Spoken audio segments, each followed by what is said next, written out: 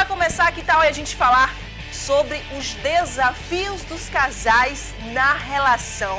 Olha só que bacana, né, gente? Ó, quem tiver dúvida aí já pode aproveitar, mandar a perguntinha aí para a fanpage, o diretor passa pra gente. E eu pergunto, sabe quem vai falar sobre esse assunto hoje? Sabe, gente? O terapeuta corporal especializado em sexualidade. Ele, Daniel, que já está aqui. Pode entrar, Daniel, venha. Seja bem-vindo aqui no nosso programa, tudo bom? Boa tarde, pode entrar. Senta aqui pertinho, do meu lado, coladinho, pra gente falar sobre isso. Ele que, né, tem uma enorme experiência já nisso. Melhor pessoa para falar sobre esses desafios. Quais os desafios que a gente pode destacar hoje aqui, Daniel? Boa tarde, Aline. É um grande prazer estar aqui. Agradeço pelo convite. Alguns desafios que muitos casais têm, que eu tenho acompanhado isso nos atendimentos, são o diálogo, a intimidade, as demonstrações de carinho e afeto, que muitas vezes acometem muitos casais. Eu percebo que existe muito desafio de demonstrar esse afeto, a cumplicidade e outros fatores que acabam sendo esquecidos e desligados dentro da relação. As pessoas acham que não, gente, mas olha, a falta de diálogo, gente, você não falar o que está te incomodando, o que você está sentindo, o que você quer que seu parceiro melhore, acaba. Isso estraga a relação, não estraga, Daniel? Estraga. Se isso acontece de uma maneira pontual, já é ruim. Quando isso acontece dentro de um tempo muito longo, pode vir a ocorrer uma desconexão, que é uma sensação como se a pessoa estivesse dentro de casa, como se não estivesse, entende?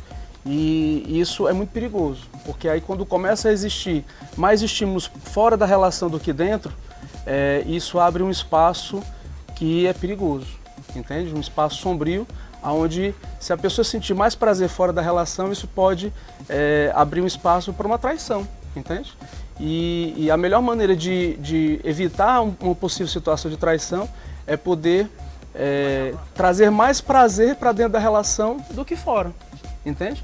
E as pessoas elas pouco têm noção disso e quando entra no movimento da monotonia, da rotina, quando junta as escovinhas depois de 2 anos, como eu sempre digo, né? É um momento que o casal precisa começar a repensar sobre isso. Como eu posso fazer para poder mudar a minha rotina, a minha e nós como casal. Eu ia te perguntar, por exemplo, como é que é difícil esse trabalho de lidar com um casal que, por exemplo, já está numa fase como essa, né? Não consegue mais nem conversar sobre as coisas que estão incomodando, né? Então, como é que é feito esse trabalho, a aceitação, né? E a mudança, como é que ocorre nesses casais? Então, normalmente precisa ser feita uma conversa, primeiramente com ambos, depois individualmente. Individual, já vai. E aí com isso a gente procura ver como é que está esse nível de relação. Entende? Se está numa relação já de desgaste há muito tempo, ou se o casal ele está buscando já essa questão que eu falei. Se o casal está já numa busca de poder mudar os padrões de rotina e outras questões. Então a gente avalia muito e a gente traz muita clareza de que a gente não é salvador da pátria, esse não é o papel. O papel é de trazer consciência. Então eu sempre digo que a minha contribuição é de 20%. E a contribuição do casal, individualmente, é de 80% e do casal como um todo de 80%, dentro desse processo de autorresponsabilidade. Aí nesse caso, para haver essa mudança, né, os dois precisam aceitar e querer, os dois, né, para poder conseguir, porque só um não tem como, né? Então, exatamente. Bem aí já é um ponto que precisa ser observado. Vocês dois querem isso? Exatamente, é isso, Daniel? Exatamente. E aí é por isso que precisa ser feita essa conversa, né, de uma maneira muito informal. A gente faz esse diálogo com ambos para saber o nível de comprometimento que cada um dos dois está comprometido com nós, como terceira pessoa. O quanto eu estou comprometido em melhorar a minha relação, eu como primeira pessoa. O outro também da mesma maneira. E o quanto nós estamos comprometidos com nós, como terceira pessoa. Porque essa terceira pessoa, ela é tão importante quanto eu. E você consegue perceber que é uma outra personalidade, é um outro personagem, e isso às vezes as pessoas se esquecem. Elas acham que é só o eu e só o outro. E às vezes isso, o nós fica um pouco esquecido, principalmente quando entra as rotinas de filhos, trabalho, divisão de contas, a parte financeira e questões familiares, né? Que aí já é um outro universo paralelo, que aí a gente teria que ter um outro momento só para conversar sobre isso. Essa questão aí que você falou, né, do dia a dia, de contas, família, né, essa questão financeira, né, atrapalha de alguma forma, pode atrapalhar de alguma maneira o casal, em relação a mesmo, algum ganha mais, outro ganha menos, a questão de dividir essas contas, isso de certa forma traz conflitos para o casal? Aline, isso é uma pergunta muito interessante. Isso traz se ambos não tiverem esse diálogo. Se ambos tiverem esse diálogo e entenderem que cada um tem a sua individualidade e que a mulher ela pode exercer um papel profissional tão bom quanto o homem e ter um salário igual ao dele ou até maior, e ele entender isso de uma maneira tranquila, sem chicotes, sem autocobranças, sem autoprivações, o processo ele pode acontecer naturalmente. Mas também precisa acontecer um diálogo, ele precisa acontecer de maneira natural e plena dentro da relação. Porque essa divisão de papéis, às vezes quando tem filhos, ora às vezes o homem ele pode buscar os filhos, entende? Não é um papel apenas da mulher. E aquele papel, aquele modelo que é antigo, que a mulher fica em casa e o homem fica trabalhando, isso hoje não funciona mais. Hoje em dia a mulher, ela, em 90% dos lares, ela é autossuficiente. Ela ganha, se não igual, até mais do que o companheiro. E exerce as mesmas atividades. Então, ela consegue ter uma autonomia financeira com ou sem ele. Tanto é que hoje em dia é muito alto o nível de separações, né? Nunca foi tão alto. Aí as pessoas podem se questionar, mas Daniel, antigamente não tinha tanta separação assim. Antigamente não tinha realmente, porque antigamente existia muita codependência financeira da mulher para com o homem. E hoje em dia essa codependência ela praticamente é zero, entende? Alguns casos ainda existem, outros casos é emocional mesmo. Mas a grande maioria, se a mulher, se você perguntasse assim para a esposa, se você dependesse apenas financeiramente para manter a relação, muitos vão dizer que não precisam. É realmente pela conexão emocional. E é essa conexão emocional que ela precisa acontecer, ela precisa se manter, entende? E essa conexão, quando ela acontece a partir do diálogo, a partir da conexão, da intimidade, que energeticamente é uma conexão entre o chakra cardíaco de um para com o outro, é um fio invisível que se conecta entre ambos, através do amor que existe, aquele amor que foi decretado e sacramentado durante a união matrimonial. E nem sempre é necessário essa união matrimonial existir através de um casamento oficializado. Apenas o combinado de que queiram morar juntos, de que queiram estar juntos e dividir o seu tempo juntos. Isso já pode ser um acordo matrimonial, entende? Agora, Daniel, a gente tem aqui também uma dúvida de casais que já estão há muitos anos aí, né, juntos, passaram aí 5 anos namorando, mais 7 casados, enfim, mas já não sentem, se acham mais amigos do que marido e mulher, já não tem aquela atração, já não tem mais vontade de ter nem contato, para ser bem, né, curta e grossa, nem contato. Sim. Aí querem saber se como fazer, né, em uma relação como essa, porque já tentou fazer sair só os dois, sem os filhos, para tentar, né, ver se rola aquele clima, enfim, mas não adiantou. E aí, esse casal pode ser ajudado? O que a gente pode fazer? Pode sim, Aline.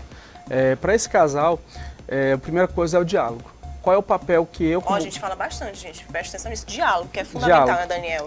Porque eu bato tanto nessa tecla, mas às vezes os casais se esquecem de bater nessa tecla.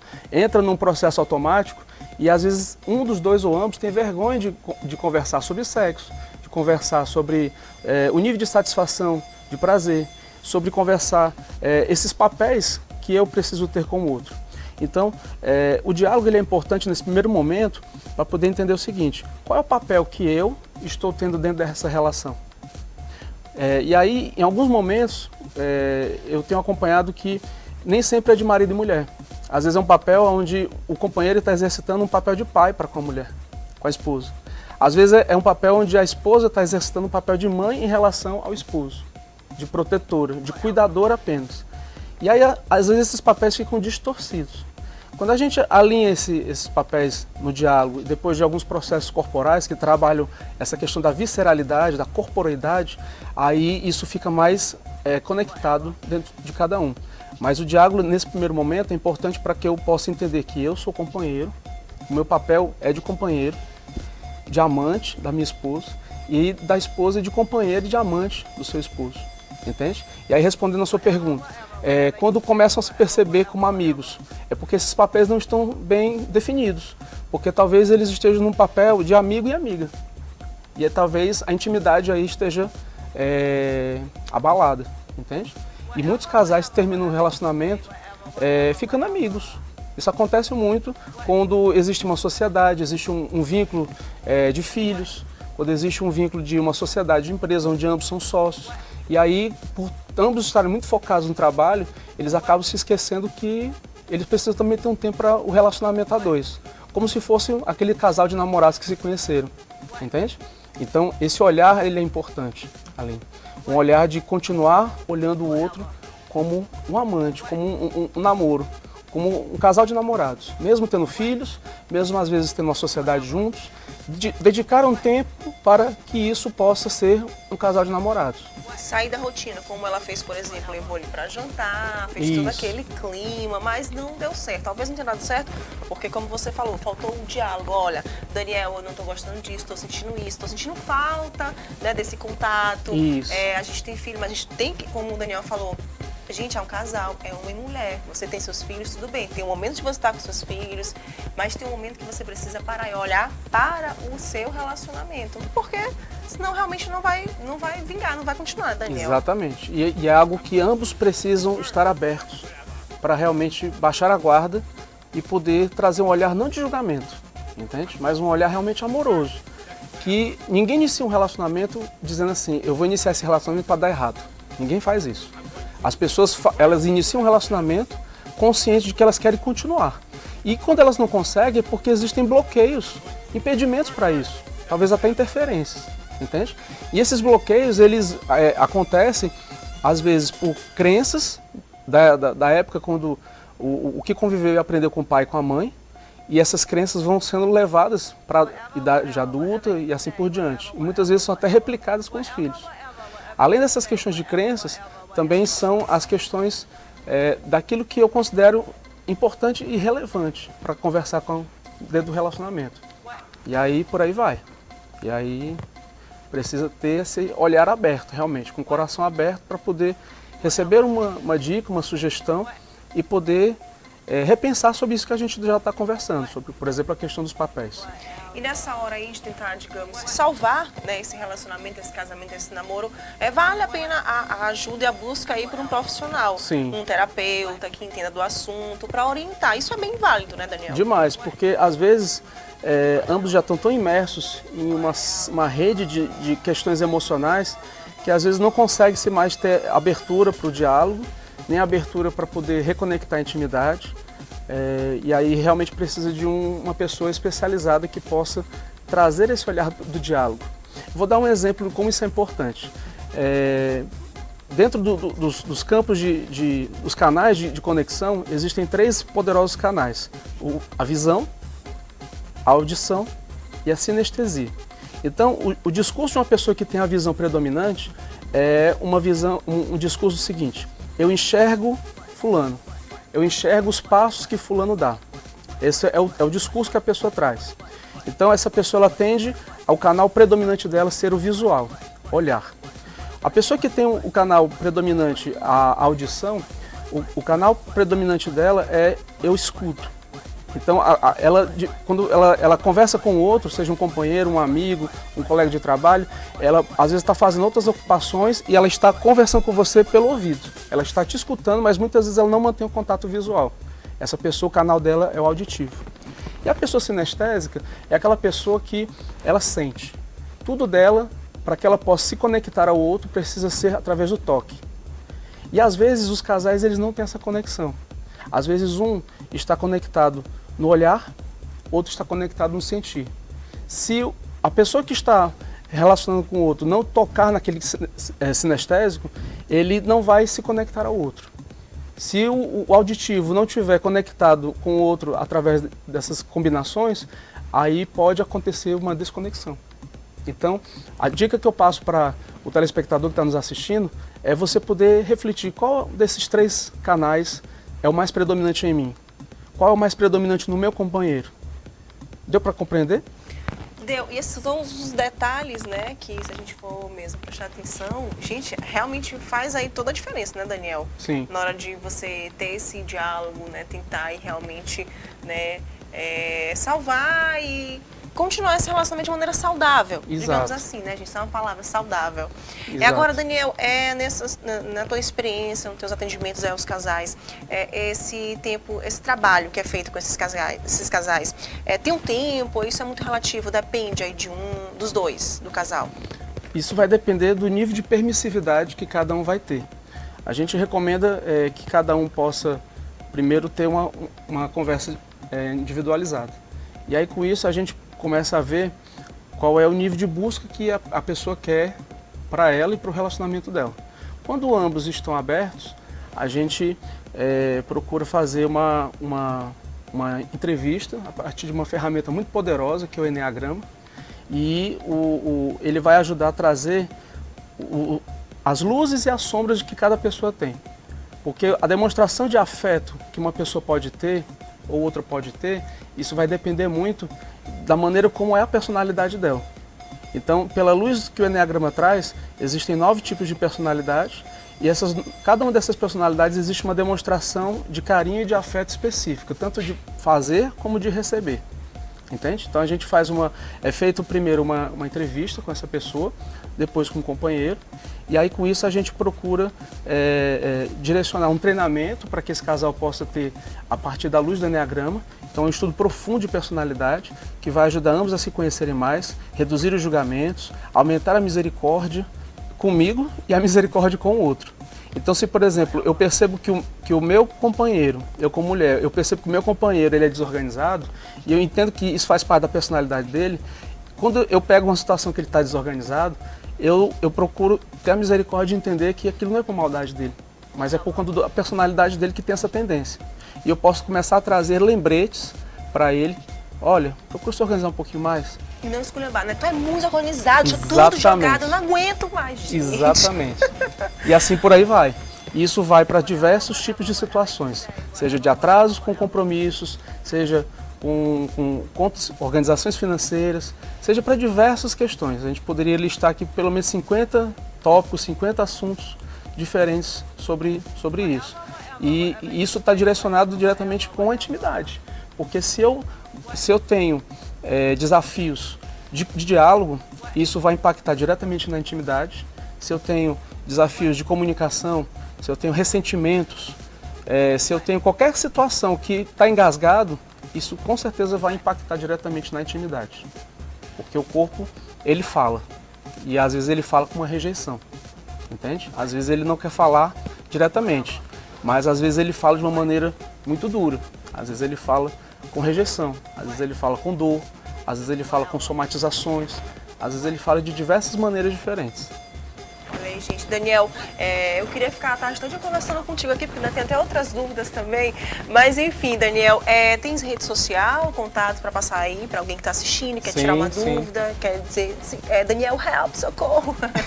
Então, após essa entrevista que a gente direciona, né, e a gente direciona um treinamento para que o casal possa participar, a gente direciona um curso mais aprofundado de intimidade, que eu faço com a minha parceira, que é a Inácia Darsano, e aí com isso se trabalha com profundidade essa intimidade. Isso tudo é feito em Fortaleza, né? E aí também, caso o casal ele queira trabalhar conteúdos mais profundos da intimidade, do diálogo e das demonstrações de amor juntos, eu desenvolvo um trabalho que é o Amor em Dia, que vai ser feito em junho com o André Guimarães.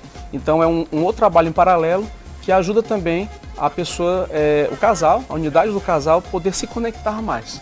Então são trabalhos em grupo e que eles ajudam o casal como unidade a poder se conectar mais.